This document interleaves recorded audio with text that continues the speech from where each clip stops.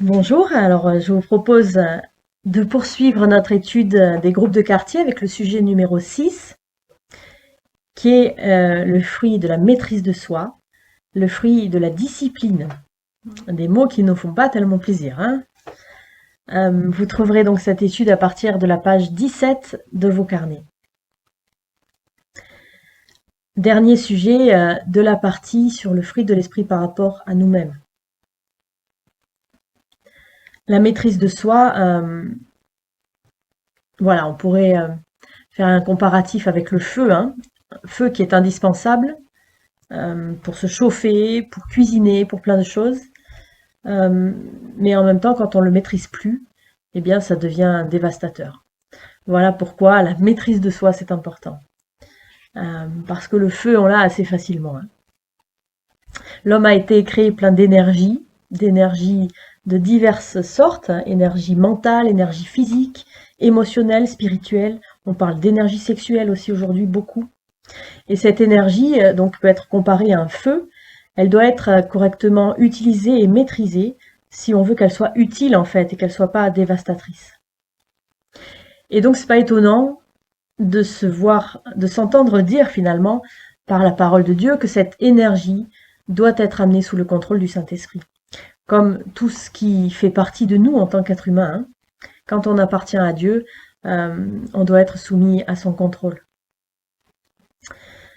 Donc ce fruit de la maîtrise de soi, on l'a vu, est le fruit de la discipline.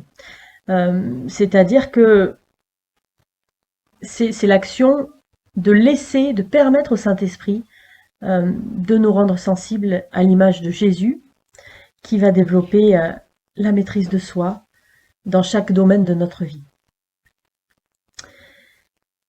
Est-ce qu'on a besoin les uns les autres de plus de discipline dans notre vie chrétienne? Sûrement. Pas tous sur les mêmes aspects, certainement, mais quand même, je pense qu'on peut tous répondre oui à cette question. Et en fait, le fruit de la maîtrise de soi, c'est un peu la solution, parce qu'il représente en fait la maîtrise par l'esprit de notre vie, en général. Voyez. Et donc, c'est l'abandon à la direction de nos vies par le Saint-Esprit, dans tout ce qu'on entreprend. Et là, ça va changer les choses, en fait, hein, forcément. Mais c'est pas évident de laisser les rênes à quelqu'un d'autre que nous, même si on sait que quelqu'un d'autre va beaucoup mieux gérer et diriger les choses que nous, hein, mais c'est pas facile quand même. Dès que le croyant reçoit le salut, il est amené à vivre une vie qu'il sache maîtriser. Ça, c'est le plan de Dieu. On lit dans Tite au chapitre 2, « La grâce de Dieu, source de salut pour tous les hommes, a été manifestée. Elle nous enseigne à renoncer à l'impiété, au désir de ce monde, et à vivre dans le siècle présent d'une manière sensée, juste et pieuse. » Le contrôle de soi, donc, comme fruit de l'esprit, la maîtrise de soi, c'est savoir se priver parfois. Ça va pas être toujours se priver, hein. Moi, j'aime pas trop qu'on présente toujours les choses négativement, mais suivant les domaines, ça va être parfois savoir se priver des désirs ou des plaisirs qui vont être néfastes en fait pour nous, hein.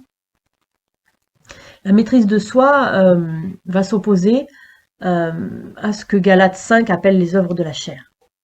L'idée fondamentale, c'est celle de force, de puissance, ou de savoir se contrôler soi-même en fait. Ce qui est quand même le minimum, hein, quand on y pense, on essaie toujours de contrôler les autres, et en fait on ne sait pas se contrôler nous-mêmes. Et c'est la base, quoi. Se dominer soi-même, c'est quelque chose qu'on devrait avoir envie d'apprendre et apprendre vite à nos enfants aussi. Voilà, c'est l'idée qu'on devrait être capable de nous tenir en main sous la direction du Saint-Esprit. C'est en fait une discipline exercée sur soi-même. Alors il faut faire attention avec ce genre de fruits, hein, à pas tomber dans l'ascèse ou dans ces sectes, hein, qui s'auto-flagellent parce qu'il faut dominer ses passions, son corps, sa chair, etc. On n'en est pas là quand même, hein. On l'a dit plusieurs fois dans nos groupes de quartier. Dieu a créé aussi le plaisir, hein, et il prend plaisir à nous voir être heureux.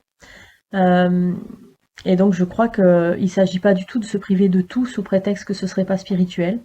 On l'avait dit, hein, je pense qu'il y a des choses qu'on peut dont on peut profiter parce que on va les vivre en reconnaissance du fait que c'est Dieu qui nous les donne. Et ça va changer les choses, hein. Manger pour manger et manger en se réjouissant que Dieu nous a donné la nourriture pour chaque jour, par exemple, ça va être tout à fait différent. Et pour nous-mêmes et pour Dieu, forcément. Donc voilà, attention à pas penser que la maîtrise de soi, ça serait se priver de tout, être malheureux et se fouetter parce qu'on est mauvais, hein. On n'est pas du tout là-dedans. Malgré cela, l'idée qui est utilisée dans 1 Corinthiens 9 pour décrire l'entraînement strict, la discipline des athlètes, est vraiment cette idée en fait de la maîtrise de soi. Alors on a plusieurs analogies avec l'athlète, le soldat dans les écrits de Paul. Ces analogies parlent à chaque fois d'autodiscipline, qui est évidemment essentielle dans la vie du croyant. Mais encore une fois, c'est pas se priver de tout. La maîtrise que le chrétien doit exercer, c'est la maîtrise des désirs qui vont être mauvais ou de la mauvaise utilisation de ce que Dieu a donné aussi.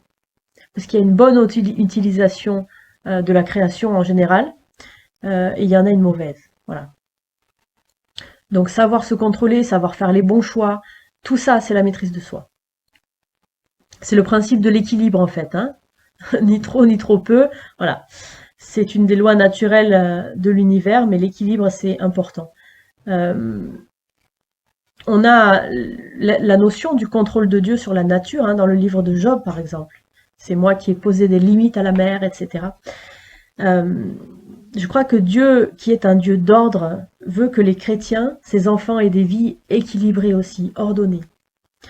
Ça veut dire un équilibre, là aussi dans tous les domaines, un équilibre spirituel, physique, mental, émotionnel. Une vie équilibrée, c'est une vie aussi de modération, où on ne va pas faire n'importe quoi parce qu'on peut le faire. Ça veut dire qu'en fait, il faut éviter les extrêmes, quoi, hein, dans un sens comme dans l'autre. Se flageller, c'est un extrême. Ça implique de se fixer des limites qui sont raisonnables et surtout qui plaisent à Dieu, en fait. Tous les pouvoirs humains que Dieu nous a donnés, comme la capacité de raisonner, de sentir, d'exercer notre volonté, peuvent être utilisés de manière excessive. Le but du jeu, là, ça va être d'apprendre à utiliser tout ce que Dieu nous donne pour le bien, en fait, pour notre propre bien, pour honorer Dieu et pour le bien des autres autour de nous. Et pour tout ça, en fait, on a besoin de l'aide du Saint-Esprit, parce que c'est lui qui va nous apprendre à fixer les bonnes limites, à nous contrôler, à établir un équilibre dans nos vies, dans l'exercice de ses capacités. Alors là aussi, on a plusieurs binômes, hein, ou plutôt pas binômes, mais disons des domaines particuliers dans lesquels la maîtrise de soi va avoir son importance. Une des choses qui vient en premier, en tout cas qui est très flagrante dans l'Écriture et particulièrement dans Jacques au chapitre 3, c'est le contrôle de notre langue. Alors là, on peut faire le lien avec la douceur, hein. On peut avoir vraiment des effets dévastateurs avec nos paroles. Donc la maîtrise de soi commence avec la langue. Jacques nous dit, si quelqu'un ne bronche pas en parole, c'est un homme parfait, capable de tenir tout son corps en bride. Et puis il va continuer en décrivant combien il est difficile de contrôler notre langue. En fait, un peu comme pour dire que finalement, si on est capable de maîtriser ce qui sort de notre bouche, ben on est capable de maîtriser tout le reste. On entend souvent dire, mais c'est sorti plus vite que j'ai prévu, ou bien voilà, j'ai pas eu le temps de le retenir. On sent combien c'est difficile, hein, de pas dire parfois des choses qui vont faire du mal. Et pourtant, là, il y a un vrai enjeu, en fait, hein, en tant que chrétien, non, particulièrement par rapport au témoignage, hein, vraiment, de ce qu'on dit, ça va être retenu contre nous. Voilà.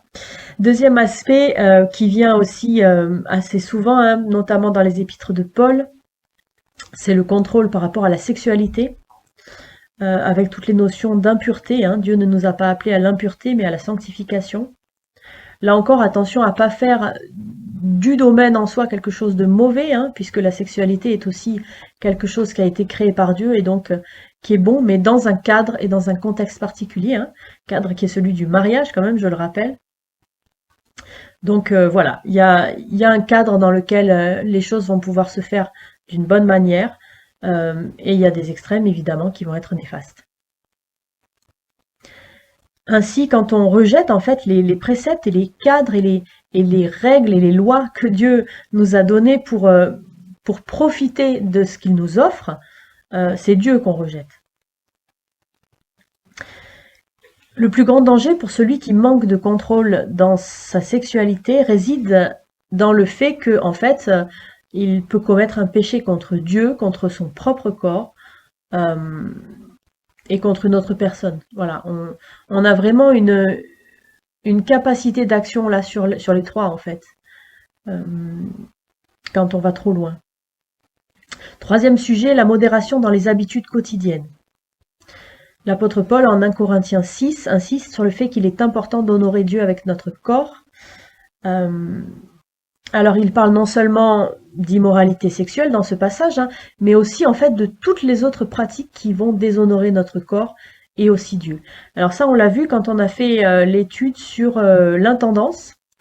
Et puis on avait vu la parabole des talents, on avait vu, souvenez-vous, le rapport à l'argent, le rapport à la santé et à notre propre corps. Voilà. On avait parlé pas mal de tout ça, hein, avec ce verset particulièrement, tout m'est permis, mais tout n'est pas utile. Tout m'est permis, mais je ne me laisserai pas asservir par quoi que ce soit.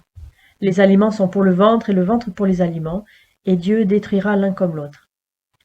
Et en même temps, on avait rappelé les versets, comme par exemple dans l'Ecclésiaste, hein, quand il est écrit mange avec joie ton pain, bois de bon cœur ton vin, et jouis de la vie avec la femme que tu aimes, car Dieu prend plaisir à ce que tu fais. Donc là encore, toujours un équilibre et un cadre à avoir. Tout est permis, mais tout n'est pas utile. Ça, c'est vraiment une phrase qui peut nous servir de garde-fou dans bien des situations.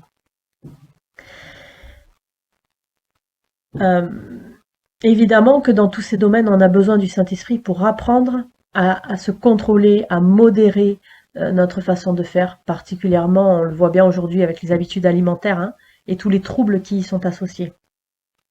Quatrième point, la modération dans l'utilisation du temps. Ça aussi, on l'avait vu, hein, quand on avait fait l'argent, le corps, le temps. Comment honorer Dieu avec notre temps? C'est difficile, hein. Et en même temps, une vie équilibrée va prendre en compte forcément cet aspect. Une vie équilibrée va consacrer le temps qu'il faut au travail, à l'étude de la Bible, à la prière, au repos, à la détente. Là aussi, c'est une affaire d'équilibre. Celui qui est attaché tellement à son travail qu'il va négliger sa famille n'a pas appris à gérer son temps correctement et donc n'est pas dans la maîtrise de soi telle que Dieu le veut. Inversement, celui qui est paresseux, qui gaspille son temps dans des choses inutiles, ne possède pas non plus la maîtrise de soi. On pourrait dire il fait pas de mal, mais quand même il n'est pas là où Dieu l'attend, hein. L'apôtre Paul nous exhorte en 1 Thessaloniciens 5 en disant « Ne dormons donc pas comme les autres, mais veillons et soyons sobres. Ceux qui dorment, dorment la nuit, et ceux qui s'enivrent, s'enivrent la nuit. Mais nous qui sommes du jour, soyons sobres. » La maîtrise des pensées, enfin, cinquième point. Là, c'est peut-être le plus difficile, et je crois que on aura du mal à contrôler notre langue tant qu'on n'apprendra pas à contrôler nos pensées. Je lis Romains 13, verset 14. « Revêtez-vous du Seigneur Jésus-Christ et ne vous mettez pas en souci de la chair pour en satisfaire les convoitises.